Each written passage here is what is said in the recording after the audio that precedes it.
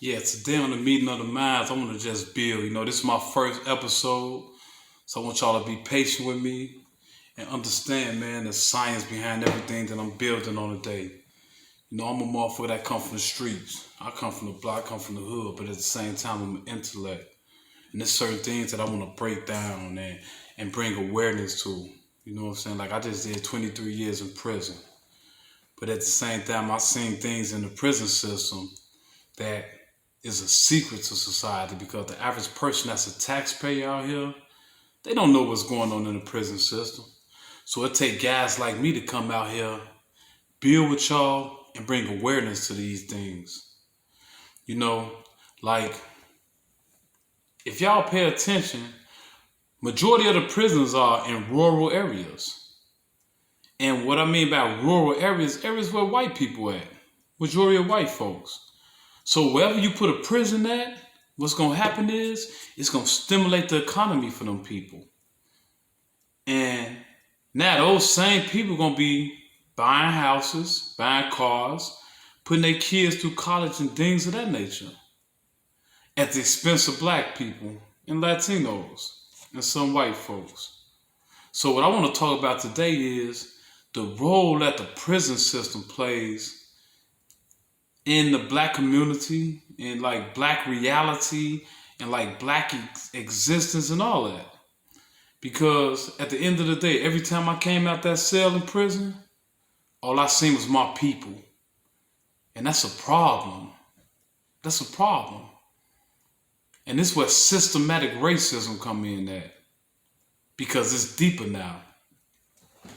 You know, back when the 13th Amendment came into existence and slaves was freed, it didn't mean that we was free 100%. Because if you go and study the 13th Amendment, it's basically a clause in there that states that nobody could be enslaved unless they were in prison. That's why right now today you can come into the prison system and you can see people working for less than minimum wage. You got brothers and sisters that work in the industry nowadays. I'm talking about the industry is like a big job in the prison system. And they get paid crumbs compared to what the same people in the world that's doing the same job is getting paid.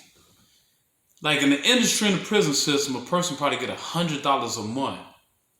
And what happens is each of the joints, they produce certain type of products.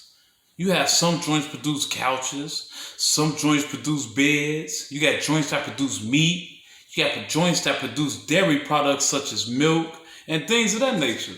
And the inmates work in those industries. And what they get? $100 a month. $1,200 a year. That's crumbs. Because a person in the world doing that same job is getting tens of thousands of dollars for doing that. You see? So what I want y'all to understand is today on the meeting of the minds, I want to build with y'all, man, and let y'all know, man, what's going on in the prison system. Because a lot of people don't know what's going on. You know, people watch these shows on MSNBC, Lock Up, and all that type of stuff. But that's a fake reality. It's like a false narration of what's really going on. So what I'm going to do is I'm going to bring the real on what's going on in the prison system. It's all about money. See, after slavery, they had to find a way to still have the ability to make money off of black men and black women. So the best thing that they was able to come up with was to incarcerate us. And it'll be legal. So now what they do is they warehouse us. And they make 40 or 50,000 a year off of each inmate. And they have us working in their industries for a little bit of nothing. And they run their joints using inmates. You know, the people that wash the clothes are inmates. The people that clean up the galleries are inmates. The people that run the actual prison system are inmates. And what they get paid? A little bit of nothing. They get crumbs. Because according to the 13th Amendment of the United States Constitution, they can enslave people that are incarcerated in the prison system. So they can pay us less than minimum wage. And that's the science behind that. So now they throw these prison systems in these rural areas, and they get white folks the ability to take this money and circulate it amongst their economy. Now they build up their economies. Now houses are being bought, cars are being bought, businesses are being started, kids are being put through college and things of that nature at the expense of the black man, the black woman, the Latino man, and the Latino woman. But you go to our neighborhoods, what's going on? They dilapidated. You go to our neighborhoods, what's going on? Gentrification. You know, they come into our neighborhoods and they found a low property value. And they come and buy up all that land and all that territory. And they turn them into condos and townhouses. And white folks move in. They kick all the black folks out and displace them and force them to go into the suburbs where flooding and things of that nature is destroying the homes and the basements of the homes and things like that. While they come back into the city. So it's things that we need to understand, man. It's things that's going on, man, that's deeper than what the average person understands. See, in the prison system, it's all about money. It's all about warehousing people. It's all about making that money that they no longer make off of slaves in the prison system. They make it off of us in the prison system now. And it's deep. And what makes it so deep is black people, mainly black people. We don't know who we are. We sit around and call each other niggas. We sit around and talk the white man's language. We sit around and believe the white man's religion. We sit around and believe the white man's culture. But at the end of the day, the black man will have no idea who he is. The black woman will have no idea who she is. The black children are confused. It's because this misinformation been passed down to us from generation to generation by our foremothers and forefathers. But it's going to take somebody to break that chain of ignorance and come in and say, hold on, man. All this stuff that we believe in and all this stuff we've been drawn off of all these years, it's not the truth. It's not the truth. Until these people start teaching us, because they are teachers, the curriculum that we draw forth in the school system, especially the public school system, is something that's created by the white man. But till we get to that point where we go and study ourselves, and self is everything when it comes to the black man and black woman. Self is all things in existence. So we go and start studying ourselves, then we start to get the knowledge of ourselves. Because self is everything, like I said. You know, a man can write a book and lie to you. But a flower pushing itself up through the dirt and chasing the sun is 100% truth. So what you gonna believe in? You gonna believe in something that a man tell you? Or you gonna believe in nature? Because nature has no reason to lie to you. And when you get to that state that you understand that you are one with nature, then you will take in that truth in totality. So when I say that the black man is God, this ain't something that I'm just saying to sound good or sound slick, but it's the truth. Because at the end of the day, the truth don't need no boxing gloves. The truth is what it is. So when you go back to the ancient times, the word for man and God was the same word. Because the original man is God. It wasn't until the white man took the concept of God and twisted it and distorted it to mean all type of other things. But when it wasn't nothing but the Asiatic black man on the planet Earth, people that look like me on this planet, we understood that God was us. We don't look up or down up under our feet for God. We found God within ourselves. And that's where the true power is. So when you get to that point and you understand that God exists within self, that's when you become a person that's conscious. Until then, you just a mental slave, believing something that the devil taught you. And you take that stuff and you run with it like it's the truth. You know, you sit up and watch these people sit on TV and preach to you and tell you all this misinformation and this trick knowledge. And you believe it. But how you gonna believe your enemy?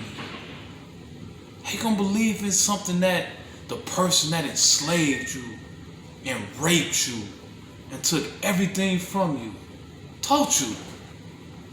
That makes no sense. That's why right now today, when a white man catch a cold, we catch the flu. When he catch the flu, we catch AIDS. You know why? Because we are subculture. We are sub people within a culture. And we attempt to act like them and be like them. But when all the time, we so much greater. So at the end of the day, I want my people to understand that the original, the Asian, the Asiatic black man, those triple back people over in the East, those are the creators of civilization. We are the first men and women on this planet. So don't never think that you are less than or devalue yourself. Always understand your purpose and your greatness and your history.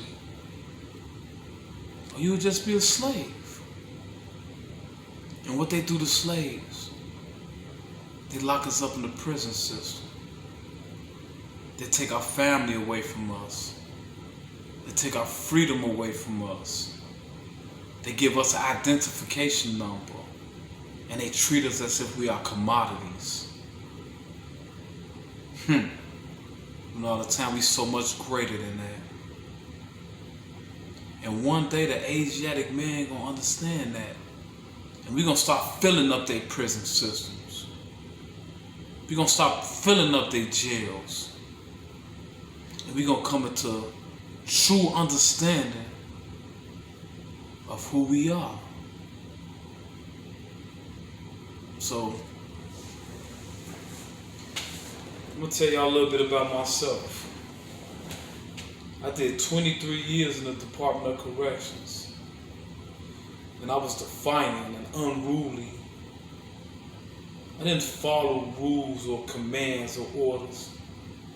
Because at the end of the day, I knew that the people that had so-called control over me, I was much greater than them. And I ain't listened to them.